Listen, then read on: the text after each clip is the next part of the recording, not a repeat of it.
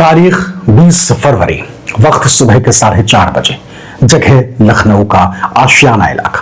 सन्नाटा ऐसा कि परिंदा भी पर न मारे, लेकिन उस 3 मंजिला कोठी के अंदर एक बेटा अपनी ही किस्मत लिख रहा था। पिता के लाइसेंसी राइफल से एक गोली चली और रिश्ता खत्म। पर कहानी यहां खत्म नहीं हुई, यहां से तो हैवानियत शुरू हुई। आरी, कटर, तारपिन का तेल और परफ्यूम, ये सामान किसी दुकान के लिए नहीं बल्कि एक पिता की लाश को ठिकाने लगाने के लिए खरीदे गए थे। आज की क्राइम डायरी में बात करेंगे उस आस्तीन के सांप की जिसने अपनी ही जड़ें काट डाली। नमस्कार, आपके साथ मैं हूं आदेश सिंह राठौर। इतिहास खुद को दोहराता है, ये तो आपने सुना होगा, लेकिन जुर्म जब खुद को दोहराता है तो रूह कांप जाती। साल बदला, तारीख बदली, तस्वीर बदली, लेकिन वो नीला ड्रम नहीं बदला।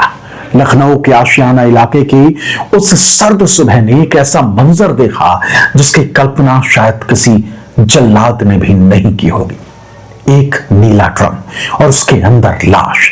उस बदनसीब पिता का कातिल कोई बाहर का दुश्मन नहीं था, कोई डकैत नहीं था, बल्कि उसी का अपना 21 साल का सगा बेटा था।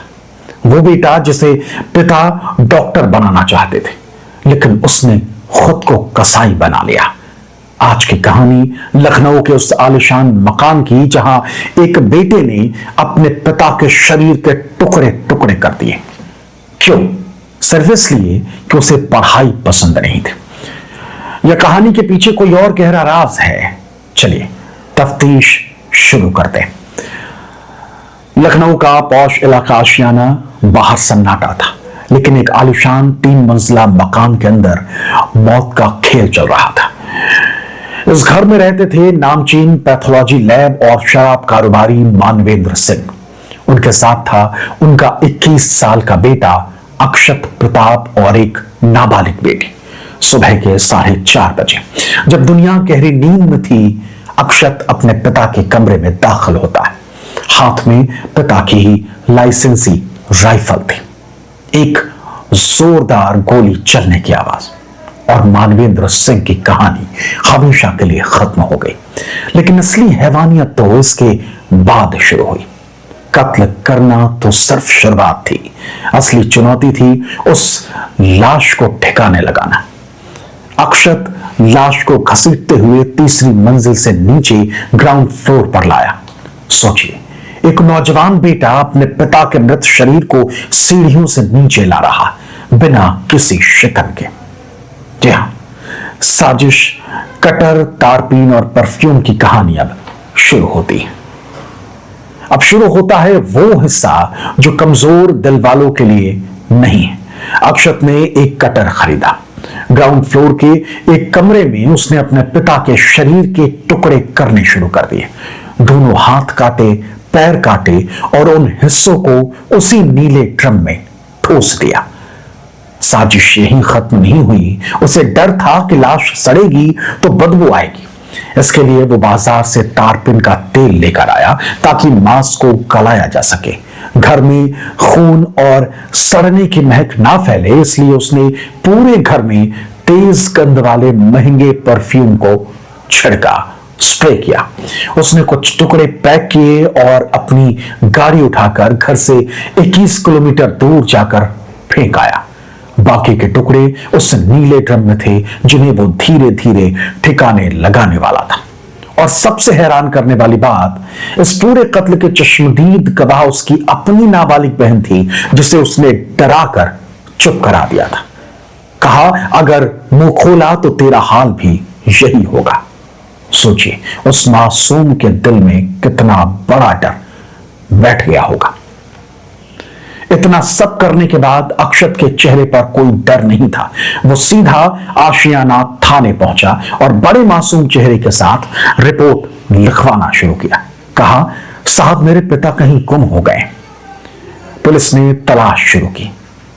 ताज्जुब देखिए, पुलिस जिस कातिल को ढूंढ रही थी, वही कातिल पुलिस की गाड़ी में बगल वाली सीट पर बैठकर पिता को तलाशने का नाटक कर रहा था।